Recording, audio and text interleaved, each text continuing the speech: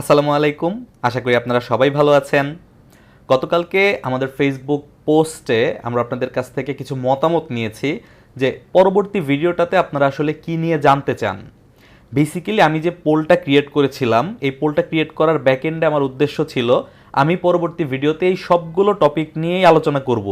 তবে আমার জানার আগ্রহ ছিল আপনারা আসলে কি নিয়ে জানতে চান। আপনারা ইন্ডেক্স নিয়ে বেশি চিন্তিত, নাকি স্টক সিলেকশন নিয়ে চিন্তিত, নাকি অ্যানালাইসিস শিখার পদ্ধতি নিয়ে চিন্তিত, আসলে আপনারা জানতে চানটা কি।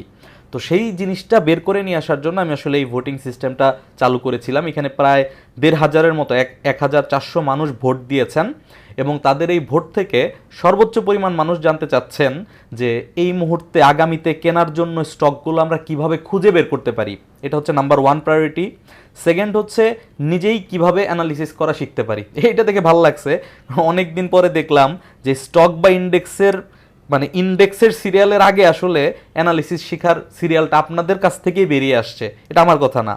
তো এরপর আবার আপনাদের মধ্যে খুব কমন একটা প্রশ্ন আসবে, আমি জানতাম, সেটা হচ্ছে স্টকগুলোকে কখন কিভাবে অ্যাভারেজ করব। কারণ আমরা অনেকেই অনেক স্টকে আটকে আছি, মার্কেট কারেকশনে দেখা গেছে অনেক স্টকের প্রাইস কমে গেছে। সো ওগুলোকে অ্যাভারেজ করার জন্য আমরা কিভাবে প্রিপারেশন নিব। এরপর ফাইনালি ইন্ডেক্স নিয়ে তো টুকটাক সবার জানা থাকেই, জানার আগ্রহ থাকেই। সো আমি এই প্রত্যেকটা জিনিসই আজকের ভিডিওতে কভার করব। আমি প্রথমেই বলে নিচ্ছি, যেহেতু আমি অনেকগুলো টপিক কভার করব, ভিডিওটা একটু বড় হতে পারে। আপনার হাতে যদি এই মুহূর্তে সময় না থাকে কিংবা বেশি সময় দিয়ে ভিডিও দেখার আগ্রহ আপনার না থাকে, আপনি এখনই এই ভিডিওটা স্কিপ করতে পারেন। আমি চাই না আমার কারণে আপনার 1 মিনিট সময়ও নষ্ট হোক। আমিও আপনার সময় নষ্ট করব না। যেই টপিকে যতটুকু কথা না বললেই নয় ততটুকুই বলার চেষ্টা করব। প্রথম থেকে শুরু করছি। প্রথমে ইন্ডেক্স নিয়ে, ইন্ডেক্স সম্পর্কে একটা আলোচনা বা প্রেডিকশন। সো ইন্ডেক্সের প্রেডিকশন বেসিক্যালি আগের ভিডিওতে দেয়া আছে। প্রত্যেক সপ্তাহের ভিডিওতেই ধারাবাহিকভাবে ইন্ডেক্সের প্রেডিকশন দেয়া ছিল এবং এখনও পর্যন্ত সেই ভিডিওগুলো রয়ে গেছে। সো আপনি চাইলে দেখে নিতে পারেন। সো আজকে আমি কেন এবং কিভাবে হচ্ছে সেই বিষয়টা বিস্তারিত বলবো না, কি হতে পারে সেই জায়গাটাকে আরেকবার জাস্ট 2 মিনিটে রিভিউ করে দিব। এটা ছিল ইন্ডেক্সের সর্বশেষ প্রেডিকশন। সো ইন্ডেক্সের কন্ডিশন যদি দেখি, ইন্ডেক্স পজিটিভ আছে, ভলিউম পজিটিভ আছে, এভরিথিং ইজ ফাইন। আমার প্রেডিকশন অনুযায়ী মার্কেট এই যে ইয়েলো কালারের জায়গাটা দেখতে পাচ্ছেন, এই যে ইয়েলো কালারের জায়গা 5,850, 5,850 থেকে শুরু করে 5,870 এই রেঞ্জটাকে টাচ করবেই, এই রেঞ্জটাকে ইনশাল্লাহ টাচ করবেই। এরপরে এই যে সবুজ বক্সটা দেখতে পাচ্ছেন, এইটা হচ্ছে তার মেইন ডেস্টিনেশন।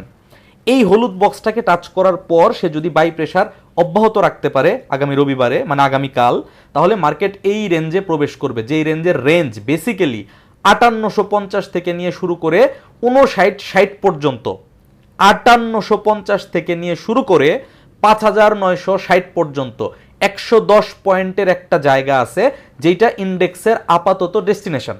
এখন কি ঘটতে পারে, কি ধরনের সিনারিও আসতে পারে। এখন এই হলুদ বক্সটাকে টাচ করে 5,850 ক্রস করেই মার্কেট কারেকশনে আসলেও আসতে পারে। আবার মার্কেট এই সবুজ বক্সটার মধ্যে কিছু সময় অতিবাহিত করলেও করতে পারে।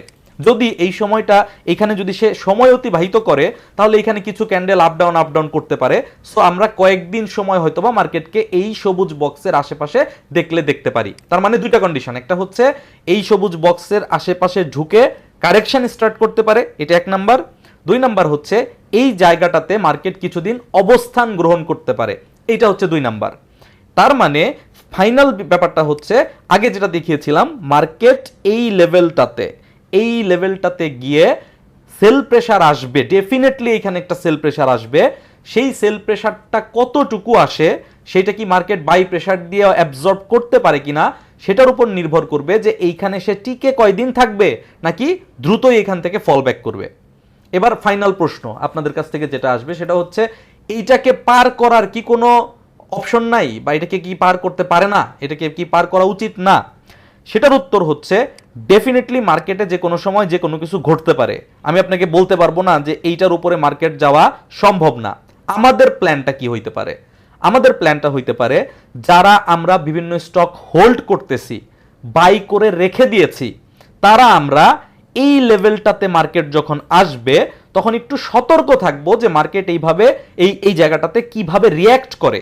মানে 5850 থেকে 5950, এই 100 পয়েন্টের জায়গায় মার্কেট কিভাবে রিয়্যাক্ট করে। মার্কেটে যদি মেজর সেল প্রেসার আসে তাহলে আমাদেরকে একটা ধারণা করতেই হবে যে এইখান থেকে মার্কেটে একটা কারেকশন আসতে পারে।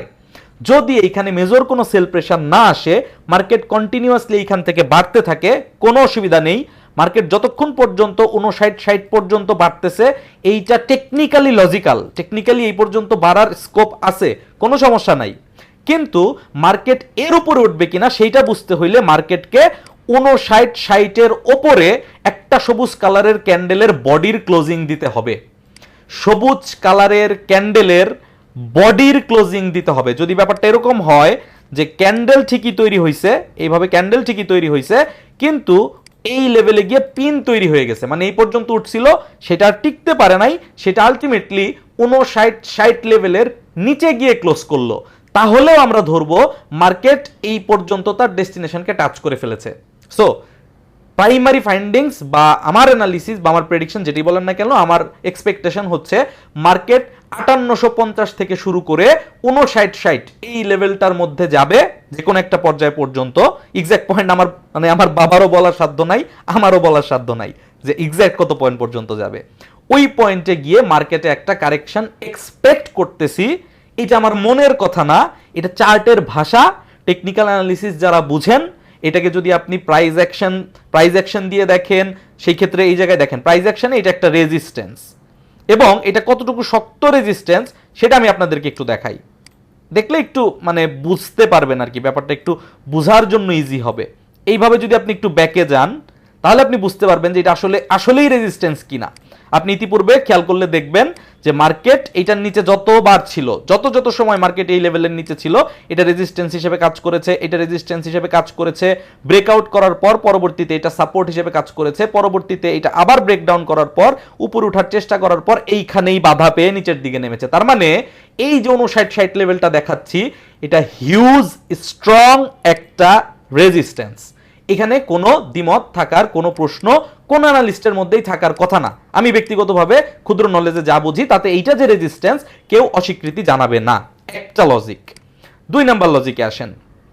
মার্কেট সাধারণত যখন একটা ট্রেন্ড ক্রিয়েট করে, ট্রেন্ড কারেকশনের সময় 61%-এর আশেপাশে পর্যন্ত ম্যাক্সিমাম ক্ষেত্রে কারেকশন করে। যদি আমরা এই স্টকটা এই লাস্ট কারেকশনটা মেজার করি, এটা 71% পর্যন্ত কারেকশন করেছে। 61 থেকে 71 পর্যন্ত আমরা ধরতে পারি 10%, এটা অ্যাকসেপ্টেবল।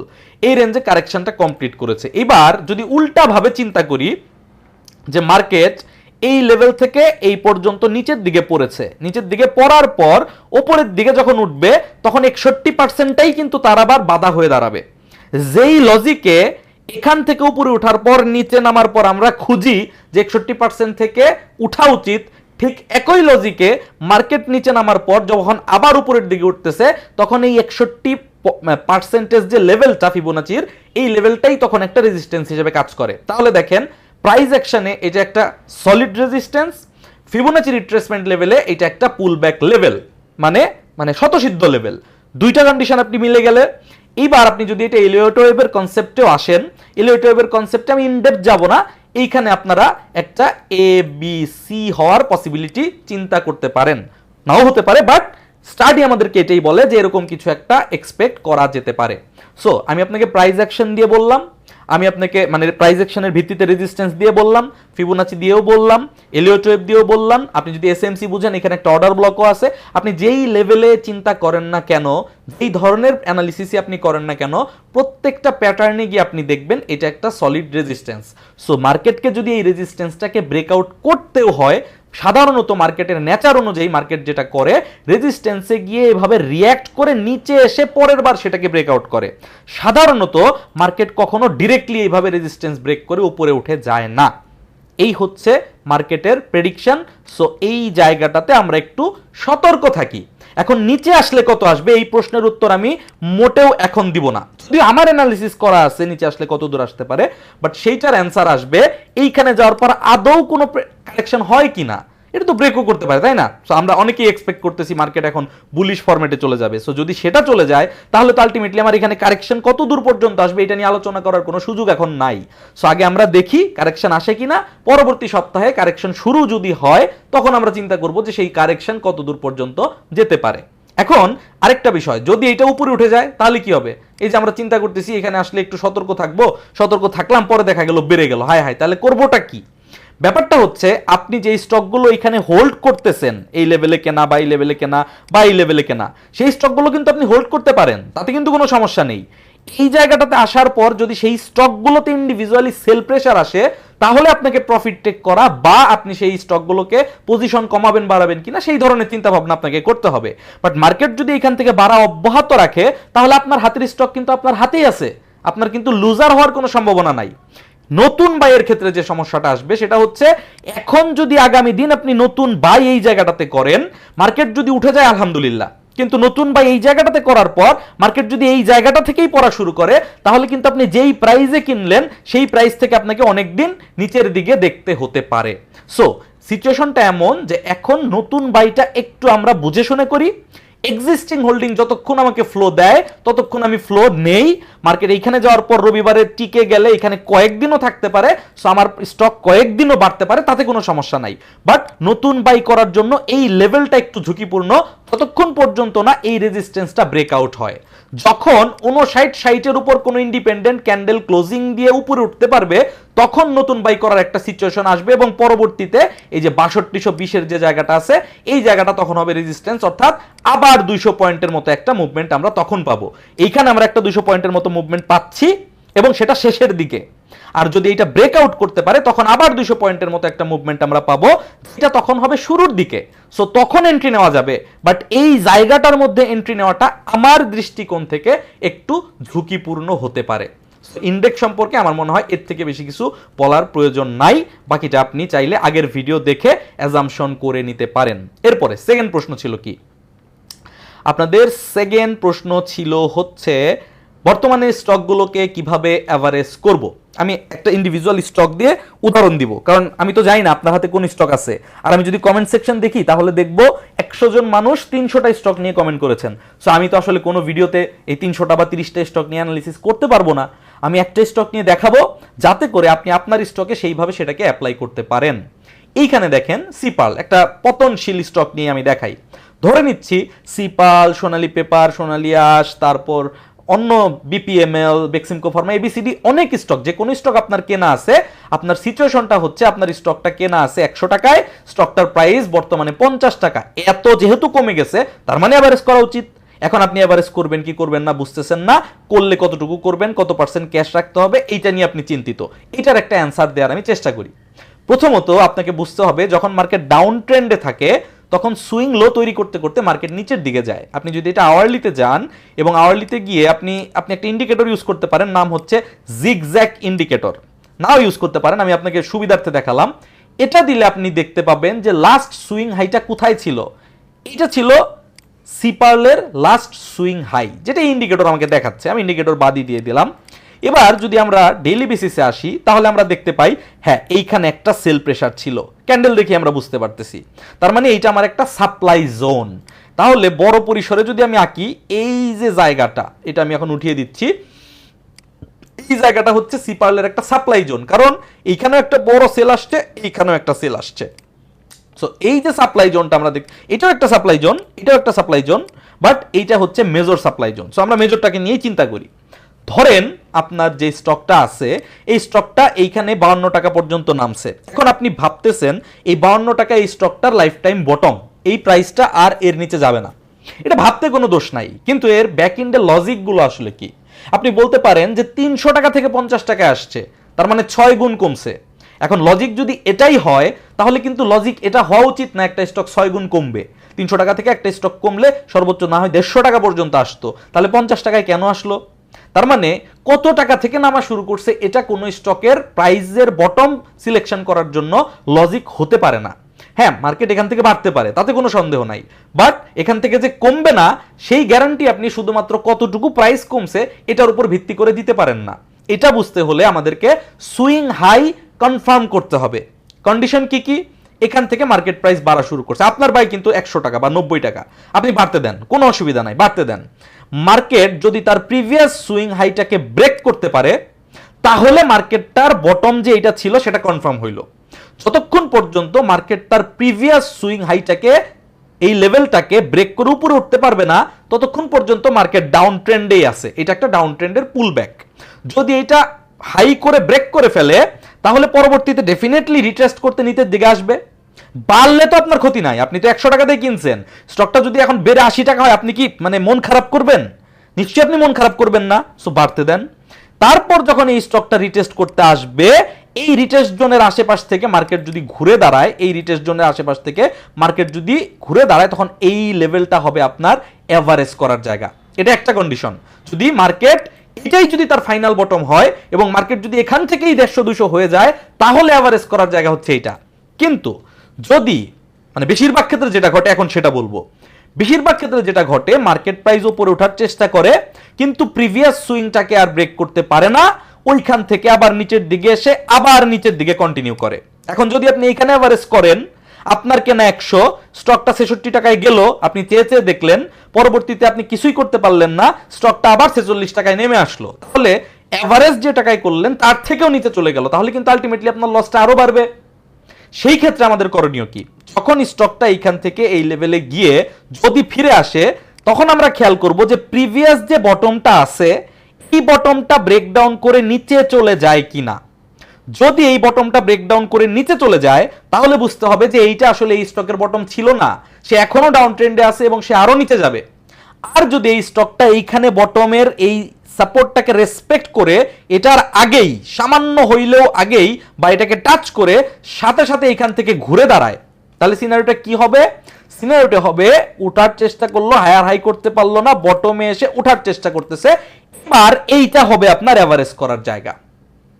সো এই পদ্ধতি, এই যে সময়টা, এই সময়টা আপনাকে ওয়েট করতে হবে। আর এই সময়টা ওয়েট না করে যদি আপনি এভারেজ করেন, করতে পারেন, বাট এটা আসলে 50-50 হবে, লটারির মতো, যদি লাইগা যায়। আদারওয়াইজ এখানে কোনো গ্যারান্টেড কোনো কিছু নাই, টেকনিক্যাল কোনো ব্যাখ্যা নাই যে এখানে আপনি ডিরেক্টলি এভারেজ করে দিবেন। আর যদি ব্যাপারটা এমন হয় যে আপনার হাতে প্রচুর টাকা আছে, আপনি ধাপে ধাপে এভারেজ করতে চান, তাহলে অবশ্যই আপনি এখানে এভারেজ করতে পারেন, পরে নিচে আসলে আপনি আবার এভারেজ করবেন, সেই ক্ষেত্রে কোনো অসুবিধা নাই। প্রাইস অনুযায়ী এখন এভারেজ করা যায়, বাট টেকনিক্যাল নিয়ম অনুযায়ী এভারেজ করার পদ্ধতিটা আমি আপনাকে বললাম। এবার একটা লাইভ এক্সাম্পল দিব। এটা তো বললাম কি হইতে পারে, এবার একটা লাইভ এক্সাম্পল দেই যাতে আপনি অ্যালাইন করে নিতে পারেন। এওএল স্টকটা আমি ধরে নিচ্ছি আপনার 30 টাকায় কেনা, 30-32 টাকায়, এই যে এই লেভেলটা, এই লেভেলটাতে আপনার এই স্টকটা কেনা। এবার এই স্টকটা কেনার পর আস্তে আস্তে নিচে নামা শুরু করলো।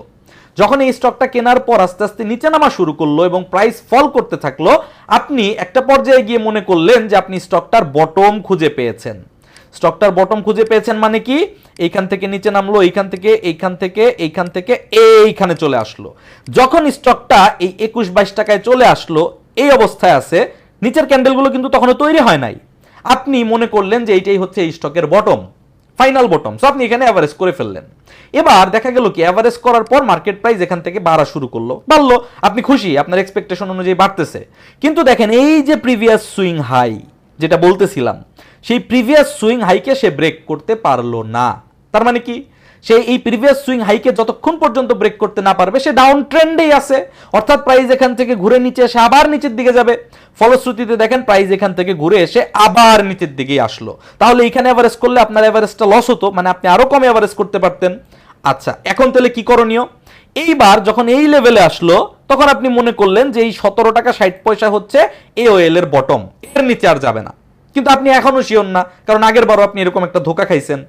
এবার মার্কেট প্রাইস কি করলো? মার্কেট প্রাইস এইখান থেকে যখন বাড়া শুরু করলো, এইখান থেকে এইখানে চলে গেল। যখন মার্কেট প্রাইস এইখান থেকে এইখানে চলে গেল, প্রিভিয়াস সুইং হাইটা কিন্তু ছিল এটা। দেখেন আমি আবার দেখাচ্ছি আপনাদেরকে সহজ করে বোঝানোর স্বার্থে। সুইংগুলো এখান থেকে এটা এটা এটা এই হচ্ছে তার সুইং, রাইট? এবার যখন এইখানে গেল তখন কিন্তু সে এখানে কনফার্ম করলো যে আপ হয়ে গেছি। ওই যে সিপাইল উদাহরণটা দিলাম। এখন আপ হয়ে গেলে কি আপনি সাথে সাথে কিনবেন? না, তাহলে তো আপনার এভারেজ রেটটা আবার অনেক বেশি পড়ে যাবে। এরপরে মার্কেট রিটেস্ট করতে নিচে আসবে, সেটা এই পর্যন্ত আসুক আর এই পর্যন্ত আসুক, নিচে আসবে। নিচে আসলে আবার আপনাকে লক্ষ্য করতে হবে প্রিভিয়াস বটমটাকে ব্রেকডাউন করে কিনা। যদি প্রিভিয়াস বটমটাকে ব্রেকডাউন করে ফেলে তাহলেও কিন্তু কেনা যাবে না। যদি প্রিভিয়াস বটমের কিছুটা আগে থেকেই ঘুরে দাঁড়ায়, তাহলে ঘুরে দাঁড়ানোর কনফার্মেশন পাওয়ার পর এইরকম একটা জায়গায় পজিটিভ ক্যান্ডেল দেখে আপনাকে অ্যাভারেজটা করতে হবে। যদি আপনি এই কাজটা করে থেকে থাকেন, তাহলে আপনার এইখানে বাই ছিল 30 টাকা, এইখানে আপনি 19-20 টাকা দিয়ে কিনলেন, আপনার অ্যাভারেজ রেটটা 30 আর 20 মাঝামাঝি হয়ে গেল 25 টাকা। এবার যখন আপনার বাই রেটটা 25 টাকা হয়ে গেল, তখন আমরা দেখতে পাই যে এই যে লেভেলটা, এইটা হচ্ছে 25 টাকার লেভেল। এখন এইটা যখন 25 টাকার লেভেল, তখন মার্কেট আপনাকে ইতিমধ্যে 2 বার সুযোগ দিয়েছে আপনার কেনা দামে এই স্টকটা সেল করে লিকুইড করে ফেলা। সো এটাই হচ্ছে অ্যাভারেজ করার নিয়ম, এবং এই নিয়মটা বুঝে যদি আপনি অ্যাভারেজ করেন, কারণ আপনি যদি এই সময়টা অপেক্ষা না করেন, তাহলে পরের বার কি হবে আপনি তো শিওর না। সো সিপাল, সোনালী পেপার, সোনালী আঁশ, বেক্সিমকো, এটা সেটা যেই স্টকটাই আছে না কেন, প্রত্যেকটা স্টকের ক্ষেত্রে এই নিয়ম মেনে আপনাকে অ্যাভারেজ করতে হবে। তাহলে আপনি হয়তো একদম বটম প্রাইজের থেকে 2-4 টাকা বেশিতে অ্যাভারেজ করবেন, কিন্তু আপনার সময়টা কম নষ্ট হবে এবং আপনি শিওর হয়ে অ্যাভারেজ করতে পারবেন। আদারওয়াইজ আপনি যদি এরকম লেভেলে বটম মনে করে নিয়ে কিনে ফেলেন, পরবর্তীতে কিন্তু আরো নিচে আসার পসিবিলিটি থাকে। সো আমি আপনাকে একটা নিয়ম শেখালাম এবং সেই নিয়মটা অ্যাপ্লাই করেও দেখালাম। সো এরপরে আপনার স্টকের ক্ষেত্রে এই কাজটা অবশ্যই আপনাকে করতে হবে, কারণ ওটা তো আসলে আমি করে দিতে পারবো না, তাই না? আচ্ছা, এবার একটা গুরুত্বপূর্ণ প্রশ্ন, সেটা হচ্ছে আগামীতে কেনার মতো স্টক কিভাবে খুঁজবো। এইটার একটা খুব সুন্দর অ্যান্সার আমি আপনাদেরকে আজকের ভিডিওতে দিব, খুবই সুন্দর অ্যান্সার দিব। তার আগে আমি আপনাদেরকে একটা ভিডিওর কথা মনে করিয়ে দিতে চাই। এটা হচ্ছে অন হোক, এই হচ্ছে সেই ভিডিও, এবং এই ভিডিওটা করা হয়েছে 4 সপ্তাহ আগে। আপনি যদি আমাদের বিনিয়োগের ভিডিওগুলো চেক করেন, তাহলে দেখবেন ইন্ডেক্স অ্যানালাইসিস, এইটা সেটা অনেক কিছু আছে, বাট হঠাৎ হঠাৎ হঠাৎ হঠাৎ, আই রিপিট, হঠাৎ হঠাৎ বলা হয় এখন কেনার মতো স্টক। আর যখন বিনিয়োগের ভিডিওতে আমি বলে থাকি যে এখন কেনার মতো স্টক, তার মানে আমি কিন্তু ওইটাই বোঝাচ্ছি যে এটা আসলে এখন কেনার মতো স্টক, তাই না? বাংলায় লেখা, তো এখানে হিন্দি ভাষা ইউজ করি নাই, আমি তো ভারতের পক্ষে ইউজ করি না, তাই না? আমি এখানে বাংলায় লিখছি যে এখন কেনার মতো স্টক কোনটা। তার মানে এই কমেন্টটা যখন কোন একটা ভিডিওতে আসবে, তখন সেই ভিডিওতে যে স্টকগুলো থাকবে, সেই স্টকগুলো আপনাকে ওয়াচ লিস্টে নিয়ে আপনার মতো করে অবজার্ভ করতে হবে, মনিটর করতে হবে, বাই সিদ্ধান্ত নিতে হবে। এই ভিডিওটার পর আপনি খেয়াল করে দেখেন তো, গত 1 মাসে কিন্তু একটা ভিডিও আসে নাই যে এখন কেনার মতো স্টক কোনটা, রাইট? মিলিয়ে দেখতে পারেন। এবার আসেন, এই ভিডিওতে প্রচুর স্টক দেখানো হয়েছে, প্রায় প্রত্যেকটা সেক্টর থেকে 2টা করে স্টক আপনাদেরকে দেখানো হয়েছে। এর মধ্যে প্রথমে ছিল ব্যাংক সেক্টর নিয়ে আলোচনা, এবং ব্যাংক সেক্টরের ক্ষেত্রে আপনাদেরকে একটা কথা বলছিলাম যে ব্যাংক সেক্টরে যদি কেউ ইনভেস্ট করেন, আমার ব্যক্তিগত মতামত হচ্ছে ব্যাংক সেক্টরে ডিভিডেন্ড কে সবচেয়ে বেশি দিচ্ছে, ডিভিডেন্ড ইল্ড কোন কোন ব্যাংকের 10%-এর উপরে, সেই ব্যাংকের কন্ডিশনগুলো আমি আপনাদেরকে দেখিয়েছিলাম। এবং লং টার্ম যদি আপনি ইনভেস্টমেন্ট করতে চান, যে ডিভিডেন্ড দিয়ে কম্পাউন্ডিং করবেন, তাহলে আপনি ব্যাংক সেক্টরে ইনভেস্ট করেন। আর যদি ব্যক্তিগতভাবে ট্রেডিং করতে চান, তাহলে আপনি চার্ট অ্যানালিসিস করেন। বাট আমি আসলে ব্যাংক সেক্টরটাতে যদি কেউ লং টার্ম ডিভিডেন্ড কম্পাউন্ডিং করতে চায়, তার জন্য বেস্ট সেক্টর বলে মনে করি, এটা আমি আলোচনা করেছিলাম। সো আমি যদি ব্যাংক সেক্টর পরবর্তী সেক্টরে যাই, ব্যাংক সেক্টরের পরবর্তী সেক্টরটা ছিল সিমেন্ট সেক্টর। আমি লাফার্জের সাথে কম্পেয়ার করে কনফিডেন্স সিমেন্টটা আপনাদেরকে দিয়েছিলাম। এই কনফিডেন্স সিমেন্টটা যখন দেখিয়েছিলাম, তখন আমাদের স্টকটার প্রাইস ছিল 62 টাকা 50 পয়সা, এবং আমাদের ভিডিও টাইটেল ছিল এখন কেনার মতো স্টক। আমি আজকে আপনাদেরকে আগে সবকিছু ডেটা দেখিয়ে নেই, দেখি কনফিডেন্স সিমেন্টের কি অবস্থা। 62 টাকা ছিল তখন, আপনাদেরকে এই ভিডিওতে বলা হয়েছিল এখন কেনার মতো স্টক। তাহলে এই যে সেই 62 টাকার ক্যান্ডেল, এবং তখন কেনার মতো স্টকটা যদি কেউ তখন কিনে থেকে থাকেন, তাহলে আপনি 80 টাকায় সেল করতে পেরেছেন, কিংবা যদি হোল্ড করে থাকেন, এখন আপনি 62 টাকা থেকে 76 টাকায় আছেন, আপনার 20%-এর উপরে। আর এখানে সেল করে থাকলে হয়তো বা 30%-এর উপরে আপনি প্রফিট গেইন করতে পেরেছেন, রাইট? আচ্ছা, আপনি কনফিডেন্স সিমেন্ট কিনেন নাই, আর আমি ভিডিওতে 20টা স্টক দেখাইছি, এর মধ্যে শুধু কনফিডেন্স সিমেন্ট বেড়ে গেছে। এই জন্য এখন আমি এই কনফিডেন্স সিমেন্ট দেখিয়ে আপনাকে জাস্ট আকর্ষণ দেওয়ার চেষ্টা করতেছি যে আসলে ওইটা বাড়ছিল। আচ্ছা, আসেন পরের স্টকটা, কনফিডেন্স সিমেন্টের পরে, কনফিডেন্স সিমেন্টের পরে পরে পরে পরে পরে পরে পরে একটা সেকেন্ড, একটু, কনফিডেন্স সিমেন্টের পরে ছিল মুন্নু সিরামিক, এবং প্রাইস ছিল 70 টাকা। আসেন একটু মুন্নু সিরামিকটা ওপেন করতে চাই, এবং যার প্রাইস ছিল 70 টাকা। এই জায়গাটা 70 টাকা, এবং এই সময়ের ভিডিও। যদি আপনি 70 টাকায় কিনে থেকে থাকেন, আপনি 100 টাকায় বিক্রি করার সুযোগ পেয়েছেন। এর আগে তো আপনি বিক্রি করার সুযোগই পান নাই, কারণ তো টানা হল্ট, তাই না? সো এইখানে আপনার 100 টাকা মানে 70 টাকা থেকে 100 টাকায় গেলে কি হয় জানেন, প্রায় 50%-এর কাছাকাছি প্রফিট হয়, প্রায় 50%-এর কাছাকাছি। আসেন মুন্নুসেরা, এটা কপালে লেগে গিয়েছিল মেনে নিলাম।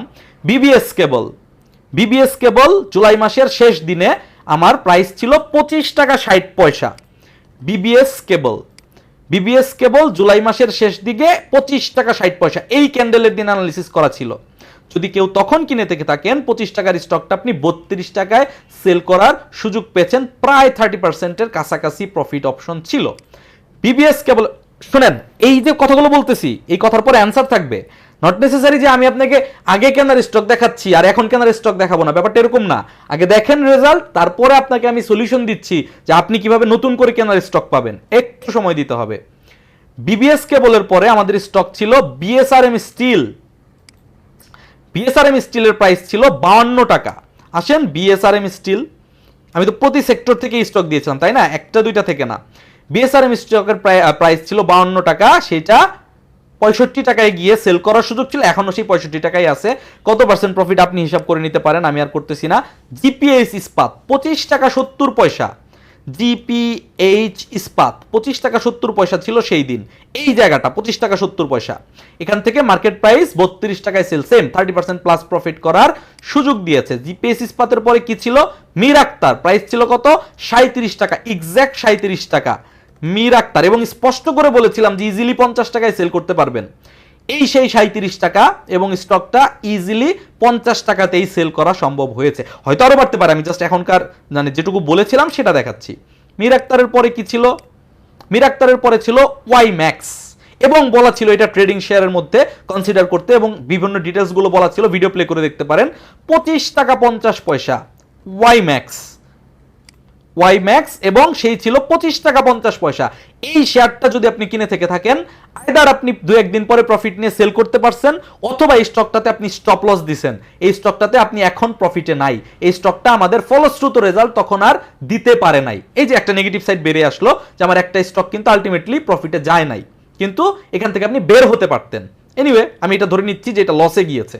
আসেন ওয়াই ম্যাক্সের পরে কি স্টক ছিল, পরের সেক্টর এমসিএল প্রাণ 234 টাকা, এমসিএল প্রাণ 234 টাকা।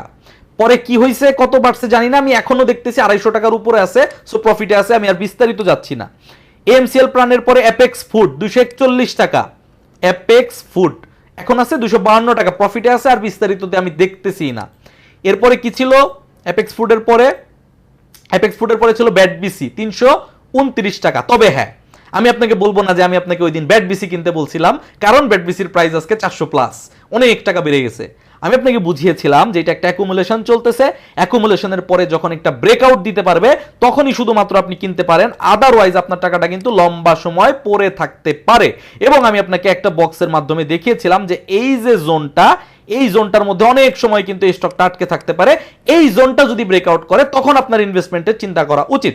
সো আপনি যদি কিনে থাকেন তাহলে আপনি এই ক্যান্ডেলে কিনছেন, আমার কথায় যদি কিনে থাকেন আর কি, ওই অনুযায়ী যদি আপনি কিনে থাকেন, তাহলে এইখান থেকে কিনে থাকলে আপনি শর্ট টার্ম প্রফিট পেয়েছেন, আদারওয়াইজ আপনি কিনেন নাই। কারণ আমি এটার কথা বলছিলাম যে এটা সময় নিতে পারে বাট বাড়বে, কিন্তু এটা সিলেক্টিভ স্টক ছিল, যারা দীর্ঘ সময়ের জন্য রাখতে চান এটা সিলেক্ট করা ছিল। আসেন এরপর অলিম্পিক 119 টাকা, OLYM, এটা অবশ্য আমি নিজেও কিনেছিলাম 119 টাকায়। আচ্ছা, এইটা 116 টাকা পর্যন্ত নেমেছিল, 119 টাকায় কেনার কথা বলা ছিল, প্রাইস আজকে কোথায়, আর কিছু বলারই নাই, কতটুকু প্রফিট হইছে হতে পারে এগুলো নিয়ে আর কথাই বলতেছি না, 200 প্লাস হয়ে গিয়েছে। আরডি ফুড 30 টাকা 50 পয়সা, আরডি ফুড 30 টাকা 50 পয়সা, এই যে 30 টাকা 50 পয়সায় কিনেছিলেন, এইখানে প্রফিট গিয়েছিল, এখন সেই 30 টাকা 50 পয়সা। তাহলে এখানে আর কি বলবো, আর কিছু বললাম না। আসেন এরপরে আছে কি আছে, ডোরিন পাওয়ার কত ছিল, ডোরিন পাওয়ার ছিল 25 টাকা 90 পয়সা, টিওআর ডোরিন পাওয়ার। আপনি যদি তখন 25 টাকা 90, এটা কিন্তু এই জায়গা আপনি এখানে একটা প্রফিট মেক করতে পেরেছেন, এখন প্রাইস আবার নিচে এসে আবার ফেয়ার ভ্যালুতে অবস্থান করতেছে। বাট এখানে একটা কারণ আছে, ওই ভিডিওর পরে ডোরিন পাওয়ার নিয়ে একটা মার্কেটে নিউজ আসছে, তাদের প্রোডাকশন জনিত কিছু নিউজ আসছে, সেটা একটু নিজেরা দেখে ঘেটে সেই অনুযায়ী সিদ্ধান্ত নেবেন, সেটা নিয়ে আমি আর কথা বলতেছি না, কারণ আমি নিউজ নিয়ে কথা বলা পছন্দ করি না। সামিত পাওয়ারের ক্ষেত্রে কি অবজারভেশন ছিল এই ভিডিওতে প্লে করে দেখতে পারেন। এটার জন্য কেন সময় লাগবে, ফেয়ার ভ্যালুতে আছে বাট সময় দিতে হবে, বিস্তারিত বলা আছে। সো এটা নিয়ে দেখাবো না, কারণ এটা এখনো সময় লাগবে। ইউপিজিডিসিএল সেম কথা বলেছিলাম যে যদি কেউ এখানে ডিভিডেন্ডের জন্য ইনভেস্ট করতে চান তাহলে বেস্ট অপশন, আদারওয়াইজ এটা সময় নিয়ে ইনভেস্ট করা ভালো হবে ডিভিডেন্ড পাইতে চাইলে। ইউপিজিডিসিএল এর পরে ইন্স্যুরেন্স সেক্টর থেকে আপনাদের শেয়ার বাছাইয়ের প্রচুর ডিমান্ড ছিল। সো বিএনআইসিএল 39 টাকায় দেখানো হয়েছিল। বিএনআইসিএল 39 টাকায় স্টক এইখানে দেখানো ছিল। 39 টাকার পরে এই স্টকটা 49 টাকায় বিক্রি করার সম্ভব হয়েছে। বিএনআইসিএল এর পরে কি ছিল? বিএনআইসিএল এর পরে ছিল অগ্রণী ইন্স্যুরেন্স 29 টাকা। আসেন অগ্রণী ইন্স্যুরেন্স 29 টাকা থেকে পরবর্তীতে 33 টাকা বিক্রি করা সম্ভব হয়েছে। ইসলামী ইন্স্যুরেন্স আমি আর যাচ্ছি না, হ্যাঁ আমি সবগুলো চার্ট দেখাতে পারবো, আপনি চেক করে দেখবেন। এটাও 45 টাকার উপরে বিক্রি করা সম্ভব হয়েছে। কর্ণফুলী ছিল 31 টাকা, এটা একটু দেখাই, এটা দেখানোর কারণ আছে। এটা যখন 31 টাকা ছিল, এই যে এই জায়গাটাতে আমার ভিডিওটা ছিল, এখান থেকে এই পর্যন্ত বিক্রি করার সময় গিয়েছে। এখন আবার এই স্টকটা 29 টাকা টাচ করেছে। তাহলে এটা যদি 31 টাকায় বাইযোগ্য থাকে, এটা কি 29 টাকায় বাইযোগ্য ছিল না, বা এখনো কি বাইযোগ্যর কাছাকাছি নাই? লজিক দিয়ে বোঝার চেষ্টা করবেন। আসেন এরপরে কি ছিল? কর্ণফুলী তো দেখালাম। আমরা টেকনোলজিস, আমরা নেট, এটা ছিল প্রিভিয়াস সিলেকশন, এবং পরবর্তীতে আমরা দেখিয়েছিলাম ই জেনারেশন এবং হচ্ছে সম্ভবত ই জেনারেশনই দেখিয়েছিলাম আইটি সেক্টর থেকে শর্টলিস্ট হিসেবে। সোনালিয়াস 200 কত টাকা? এটা 281 টাকা। সোনালিয়াস কেনার পর সোনালিয়াসের প্রাইস ফল করা শুরু হওয়ার পরে অনেকেই আমরা বিচলিত হয়ে গিয়েছি, টেনশন হয়ে গিয়েছি। আমি আলাদা করে আবার একটা ভিডিও দিয়ে বুঝিয়েছিলাম যে এত টেনশন করার কিছু নাই, এই স্টকটার প্রাইস একটু কমলেও এটা এখনো ফেয়ার ভ্যালুতে আছে। এইটা যদি কেউ একটু সময় নিয়ে ইনভেস্ট করতে চান, পজিশন ট্রেডিং করতে চান 3 মাস 4 মাস এরকম একটা টাইমের জন্য, এই স্টকটা নিয়ে টেনশন করার মতো বিশেষ কোনো কারণ নাই। এবং স্টকটা কিন্তু একটু কমে ঠিকই পজিটিভ মোমেন্টাম ধরেছে, এটা কিন্তু ধস হয়ে যায় নাই। একটা স্টক ধস হয়ে গিয়েছে, সেটা হচ্ছে সোনালী পেপার। ইন্ডেক্স এগ্রো 62 টাকায় দেখানো, বাই করার যোগ্য। ইন্ডেক্স এগ্রো আপনি যদি তখন 62 টাকায় বাই করে থেকে থাকেন, আপনি কিন্তু 80 টাকায় বিক্রি করে ফেলছেন, অথবা হোল্ড করে থাকলেও এখনো 10%-এর উপরেই আপনি প্রফিটে আছেন। এন্ড ফাইনালি সোনালী পেপার নিয়ে বলার আছে, কারণ হচ্ছে সোনালী পেপারের ওই সময় টেকনিক্যাল চার্টে সেটা আসলে বটমের কাছে চলে আসছিল, ট্রু। কিন্তু সোনালী পেপারের এই ভিডিওতেই আপনি আবার দেখবেন যেখানে সাপোর্ট কোথায় সেটাও দেখানো ছিল। সোনালী পেপারের যে সিচুয়েশনটা ঘটছে, সোনালী পেপারে হঠাৎ করে যারা গ্যাম্বলিং করেছিল তাদের নিউজটা মার্কেটে চলে আসছে। এখানে আমাদের সাবেক চেয়ারম্যান সাহেব থেকে শুরু করে বাকি যারা জড়িত ছিল তাদের পুরো ডিটেলসটা চলে আসছে, এবং ফাইনালি নেগেটিভ বা খারাপ ইপিএস কিন্তু সে দিয়েছে, যার ফলশ্রুতিতে মার্কেট প্রাইস এখন এখান থেকেও ফল করেছে। এখন আমি আপনাকে এই অল্পটুকু সময়ের মধ্যে মোটামুটি 20-25টা স্টক দেখিয়ে ফেলছি এই গত ভিডিওতে। সামিতের গুলো কি বলছি এটা আপনি জানেন। আরো আছে, আরেকটা জিনিস দেখাই, সেটা হচ্ছে টেক্সটাইল সেক্টর নিয়ে আমি যখন কথা বলছিলাম তখন আমি দুইটা কথা বলছিলাম। প্রথমত আমি আপনাদেরকে বলছিলাম ইএইচএল ছিল 69 টাকা। ইএইচএল যদি কেউ 69 টাকায় তখন পিক করে থেকে থাকে, কোথায় গেছে কি আছে আপনি দেখতে পারেন। সো এরপর ইএইচএল এর পর আমরা কথা বলছিলাম এআইএল নিয়ে। দেখি এআইএলটা কোথায়,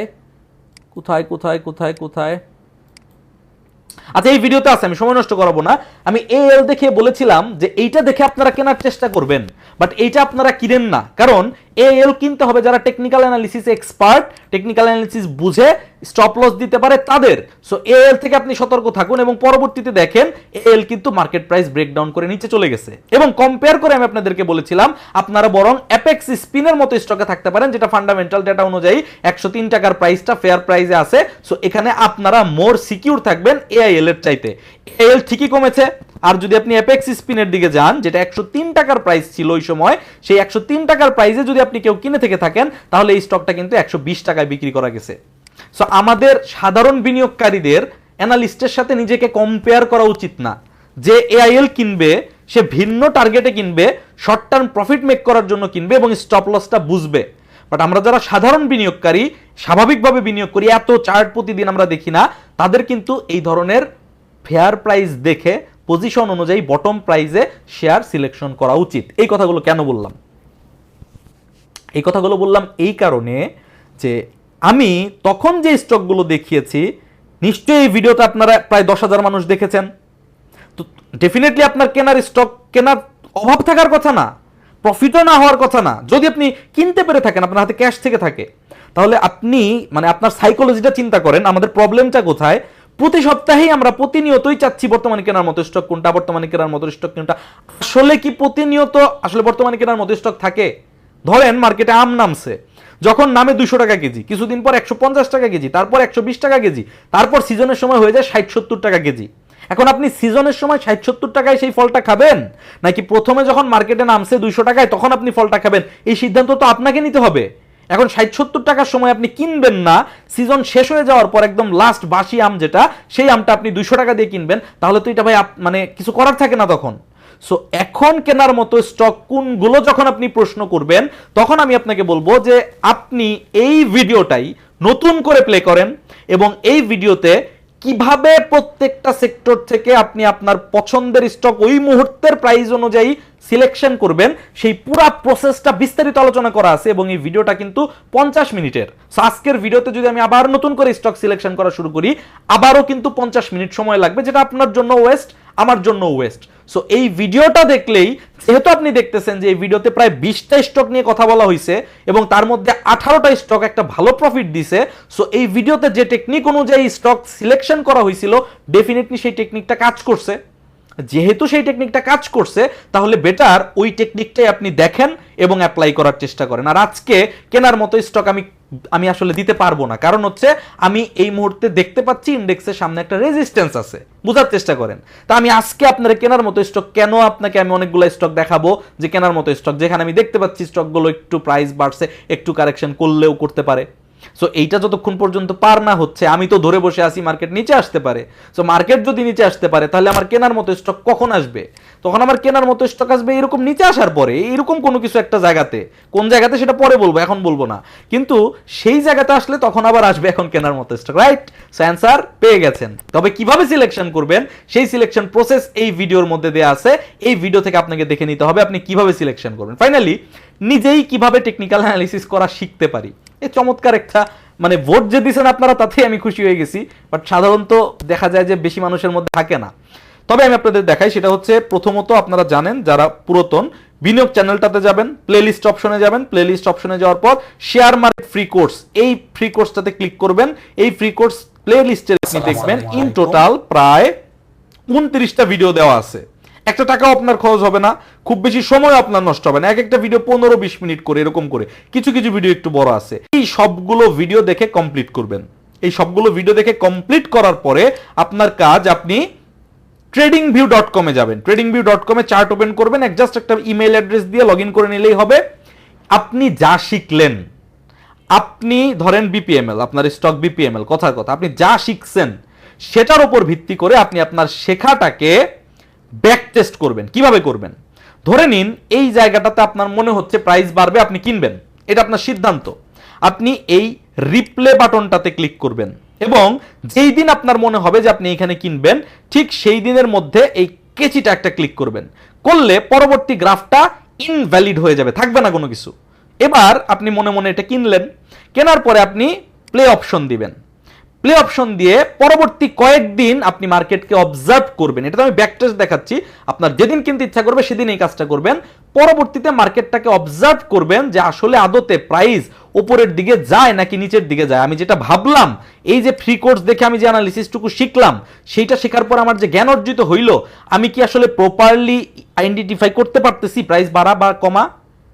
এটা আপনি ব্যাক টেস্ট করতে পারেন যে কোনো স্টকের উপর। ধরেন এইরকম একটা লেভেল, যে কোনো একটা লেভেলে আপনি প্রথমে হচ্ছে জাস্ট ঢেকে দেন, আপনার যেই পজিশন থেকে ঢেকে দেওয়া দরকার আপনি ঢেকে দেন। ঢেকে দেওয়ার পরে এখানে যেই লেভেলে আপনার মনে হচ্ছে যে আপনি বাই করার জন্য ক্যান্ডেল খুঁজে পাইছেন, ঠিক সেই লেভেলে আপনি ঢেকে দিবেন। ঢেকে দিয়ে আপনি প্লে করে দেখবেন পরবর্তীতে আসলে আপনার ফেভারে মার্কেট যায় নাকি আপনার ফেভারে যায় না। এটা একটা বেসিক টেস্ট, যেটার মাধ্যমে আপনার স্কিল এখনো পর্যন্ত কতটুকু ডেভেলপ হয়েছে সেই জিনিসটা আপনি নিজে নিজে ব্যাক টেস্ট করতে পারেন।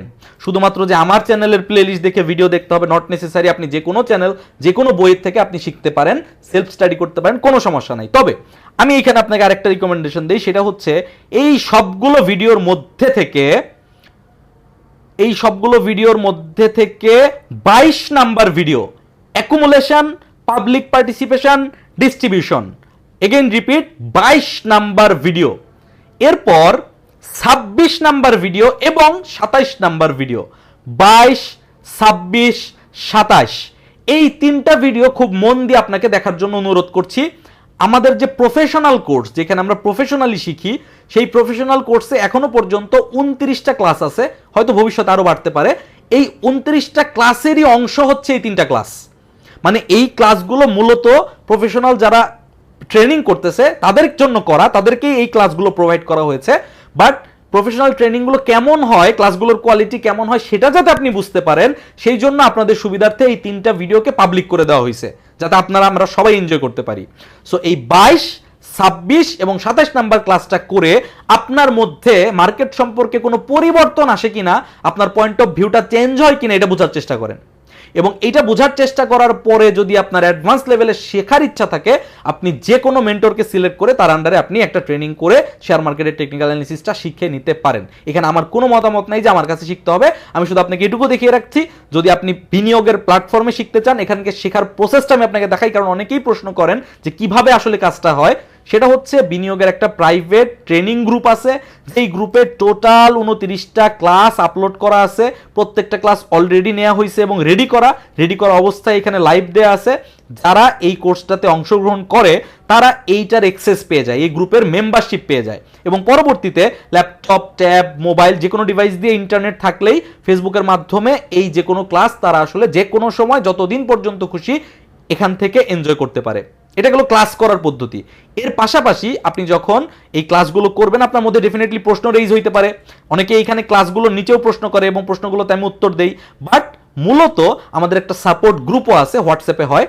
ওই গ্রুপটাতে এই ট্রেনিং গ্রুপের যে পার্টিসিপেন্ট যারা আছে, যেমন বর্তমান ব্যাচে 365 জন মেম্বার আছেন, তো এই মানুষগুলোই ওইখানে ট্রেনিং চলাকালীন সময় কোনো প্রশ্ন রেইজ হইলে, অ্যানালিসিস করতে গিয়ে কোনো সমস্যা রেইজ হইলে ওই গ্রুপটাতে তারা আমাকে প্রশ্ন করেন এবং আমি সেখানে তাদেরকে টেকনিক্যাল ওই ব্যাখ্যাগুলো রিপ্রেজেন্ট করি এবং অ্যান্সারগুলো দেই। আবারও বলছি, ওটাই স্টক ফাইন্ডিংস বা আইটেম প্রোভাইডিং গ্রুপ কিন্তু না।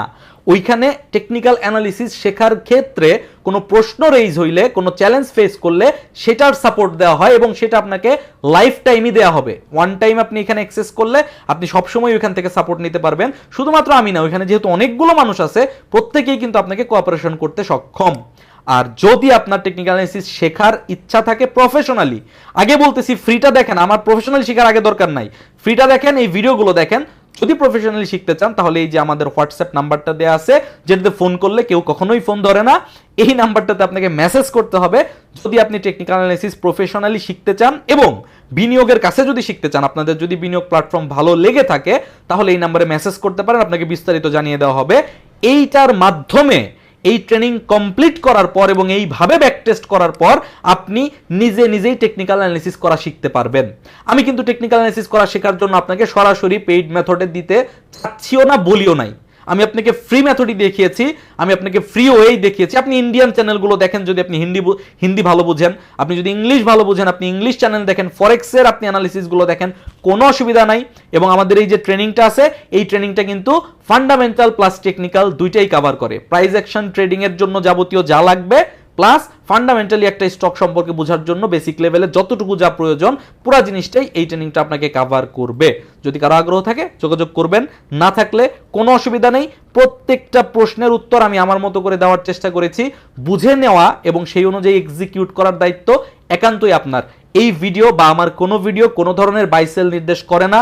আমার ভিডিও যে এডুকেশনাল পারপাসে তৈরি হয় এবং আসলেই যে আমি আপনাদেরকে শেখাই, আমি বিশ্বাস করি, আমি মন থেকে বিশ্বাস করি, এতদিনে আপনারা সবাই সেটা জানেন, সেটা নিয়ে আমার মধ্যে কোনো কনফিউশন কাজ করে না।